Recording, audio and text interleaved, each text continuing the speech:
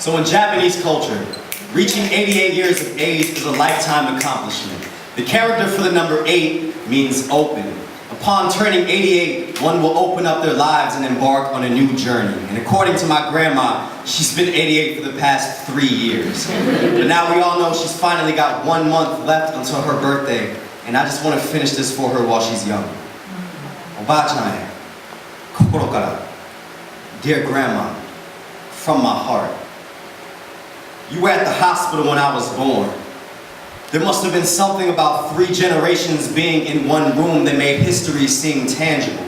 So easy to touch, so easy to hold. There had to have been something about my baby cries that murmured the future, because every time I talk to you now, there's something about your whisper that just screams my ancestry. You see, my grandmother's frail fingers casually carry 87 years of her life, and her arthritis tells stories. Her index finger, crooked and gracefully, points me down memory lane to a time when I first saw her dance, first saw her hands painless, holding a traditional Japanese fan, moving crowds like wind, a 5-foot tsunami dressed in a kimono, face paint, and culture. How beautiful to be able to tell stories with no microphone, no literary devices, just a choreographed version for a love for the stage and a connection to the people. It is a love that runs through my blood, free as 1,000 paper cranes, free as a cherry blossom in the spring, free as her ring finger without those rings. See, I've come to believe that a wrinkle is worth more than a diamond could ever be, because her 3 marriages have died, but her pride still grows in her follicles. That's why her hair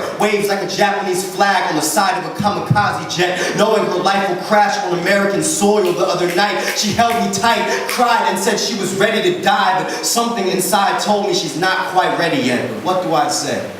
What could one possibly say about life to a person who has already seen the smirk on death's face? Her arthritis comes from his firm handshake. Her knuckles are too weak to open a jar, but still strong enough to carry her sanity in her palms. See, for the last 8 years that I've lived with her, I woke up to her prayers and fell asleep to her cooking. She would mend a rice ball like a broken heart and feed it to me in case I ever needed another one inside of my chest. I recently noticed that her feet are deformed from dancing on top of decades. I used to think we took our shoes off to help keep the house clean, but it's really to respect the land she walks on and remind myself this is not a nursing home. My daily dialogue is her assisted living now. I know why she always wants to make me food, because watching me grow helps her feel more alive. See, you were at the hospital when I was born, so count on me to be there for you when you die. Oba-chan, you have choreographed my respect for elders, and as long as I'm breathing, I will be dancing behind your face paint. Forget when you're gone. I want to remember you now. I want to walk through your wrinkles, get drunk off the wine you sip out of hourglasses every night, and bend my future arthritically but beautifully so that my life will remind others of your ring finger.